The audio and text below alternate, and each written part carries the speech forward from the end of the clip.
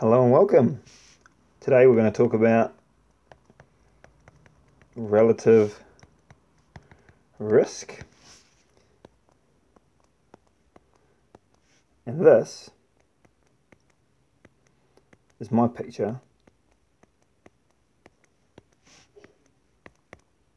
of a cat.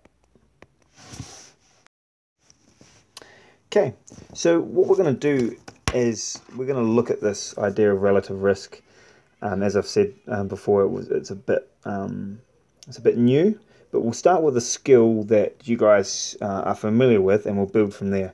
So let's have a look at this two-way table and look what it's saying to us. So on here we can see two columns. They say obese and not obese, and we've got people with diabetes and people with no diabetes. Obviously the total all there, and then the total people in the study there. So in the column where it says obese, the first person, that's 300 obese people have diabetes, 130 people are obese, don't have diabetes, so on and so forth. We're familiar with these tables, are just clearing that up. Okay, let's have a look at this question, because this is a question that I think you guys are going to be quite happy with or quite comfortable solving. So what is the absolute risk? Basically, what is the probability of a person in the study? So it's a person in the whole study, so we're going to go that. So we're talking about all of those people having diabetes.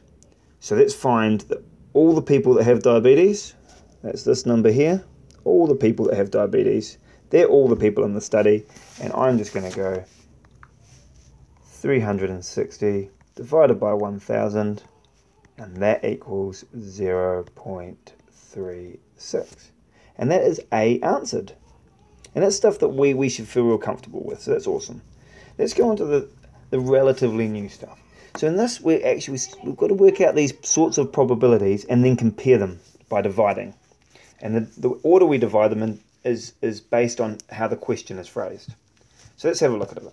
What is the relative risk of an obese person having diabetes compared to a non-obese person? So let's look for obese people. This is in this column. And I'm going to look for the people with diabetes, so the obese people with diabetes. Here is the obese with diabetes out of the total number of obese people. So that's that. So I want to work out what the probability of an obese person having diabetes. So I need to divide the obese people with diabetes by the total number of obese people. So that's what I'm going to write. So 300 divided by 430. While I'm doing this, feel free to pause. If you see the question and you want to have a go at working it out, or I start to tell you exactly what it is I'm going to start to work out, you can hit pause on the video, have a go yourself, and then check your answer against what I get. That's fine. It's probably, you're going to learn more that way, even if it takes just that little bit longer.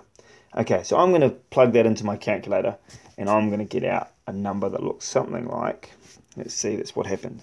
300 divided by 430 equals 0.6976. So that's for now. We'll just take the 3 decimal places, 697, and I'm going to divide that by, well, the non-obese people. So we need to work that out yet. We haven't worked that out, so let's have a look at it. Okay, so where are the non-obese people? They're in this column here, and we are going to look for the non-obese people who have diabetes out of the total number of non-obese people. So I'm going to put 60 over 570 equals. And if I plug that into my little calculator, I'm going to get 60 divided by 570, and we're going to hit equals, and we're going to get a number that looks a little bit like 0.105, and there goes 2, but I'm just going to leave it at 0.105. Now, I am now comparing the risk of someone having diabetes from obese people against the risk of people having diabetes from non-obese people. So I'm going to plug these numbers into my calculator. So I'm going to type in 0.697 divided by 0.1, make sure I get that right, 105, and we're going to get this number 6.63 equals 6.63. Now because 3 is a little, I'm just going to leave it at 6.6, and I've rounded these numbers, so there's going to be errors there, and I don't want to get too precise, or I can round that quite nicely, and the error, there will be a bit of error due to the fact that I've rounded numbers. So what this is saying to us is that you are 6.6 times more likely to have diabetes if you're obese than if you are not obese. That is what that is telling us. So if I needed to make a statement about this, I would just say a person who is obese is 6.6 times more likely to have diabetes than someone who is not obese. That's quite a helpful saying, or a bit of knowledge to gain from this, and that's the sort of language that doctors use, and this is how stats and these probabilities can help us talk about those. And if you hear that in the media, someone talking about something being this much more likely than another, we're now learning the process by which they come up with that. So let's go and look at a couple more questions. Sweet. So here's our table again. Same table, we're all good. We just got a nice clear blank slate. And I've got a little error there. We can spot that out. That is not how you spell relative. Okay, calculate the relative risk of a non-obese person having diabetes compared to an obese person. Okay, so we are going to look for a couple of numbers. We need to find the non-obese people. And let's circle those. So there's a non-obese. These are the non-obese people down in this column here, not obese. And we are looking for the ones that have diabetes. There we go. I've underlined it. And compare those to an obese person who has diabetes. Okay, so let's have a look at that. So what I'm going to do is 360, and now so basically we're just reversing what we did before, and we're going to see what we come up with. So we're just reversing the process by of how we did before. This is going to give us a number that is, well, we'll see, you'll see it. So let's go through this process again. So let's go, we're going to do 60 divided by 570, and we're going to do 300 divided by 430. Now we already worked these out, so I'm not going to spend ages showing you what we needed to do. This is just a rephrasing of the question in a slightly different way, but we're using exactly the same numbers. So let's just save trouble. 0.05. We're going to divide that by 0.697, and we're going to get a number out of that, and that number, so we need to do this calculation, 0.105 divided by 0.697, and we get, the long version is 0.1506. We're going to scratch those, and I'm just going to call it 0.15. So my answer to this one is 0.152 dp. And there we are. We've got ourselves our little answer here. Okay. So we're doing all right so far, I think. And we've got one last question to solve, and then we're all going to be all done. So let's have a look at it. Calculate the relative risk of a person with diabetes being obese. So let's look for the people who have diabetes. So we've got to work out the stuff that we're actually even looking at. So let's go through this question and work out what it's saying to us. Okay, so we need to find people with diabetes being obese. So let's look for the, okay, so here are people who have got diabetes who are obese. Right here. And we've got out of the total number of people who are obese, here we go. So there's the total number of people who've got diabetes.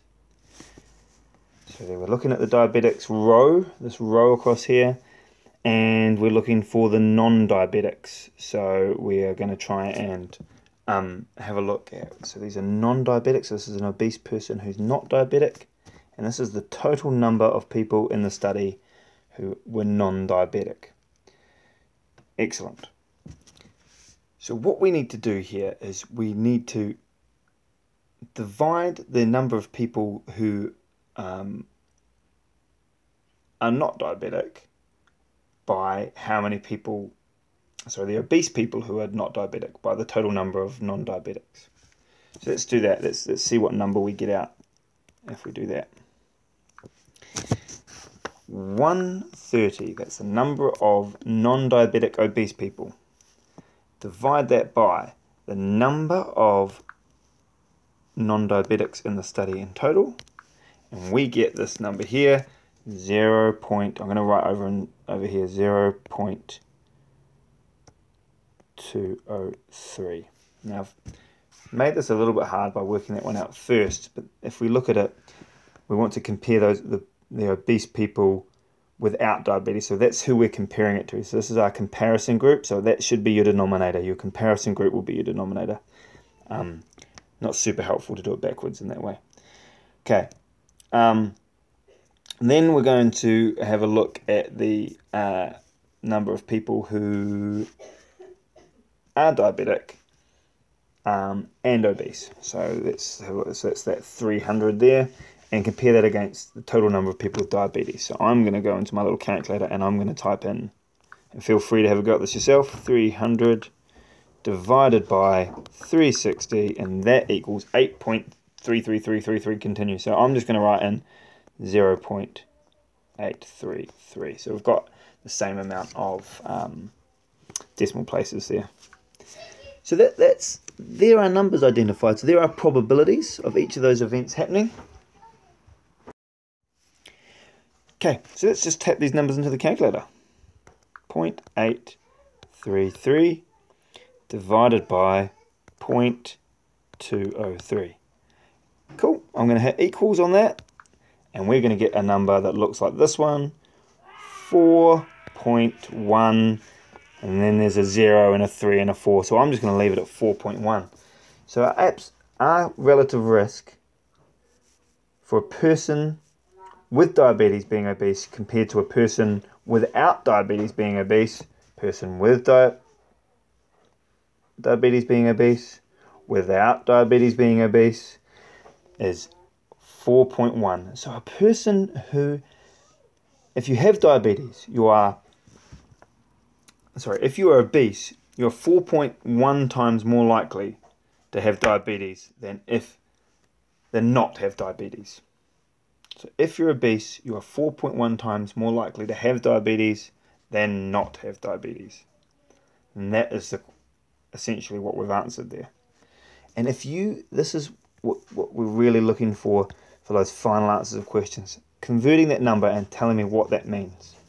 So that means understanding your question, understanding your answer, and then expressing that. There will be parts in your exam where you have to answer it like that. Okay. I think I've talked for long enough. This has probably been about another 15-minute video, so sorry about that again. It looks like I can't keep it under 13 or 14 minutes. Good luck with your exam. If you need any help, you can ask me at school or send me an email. Excellent. Good luck.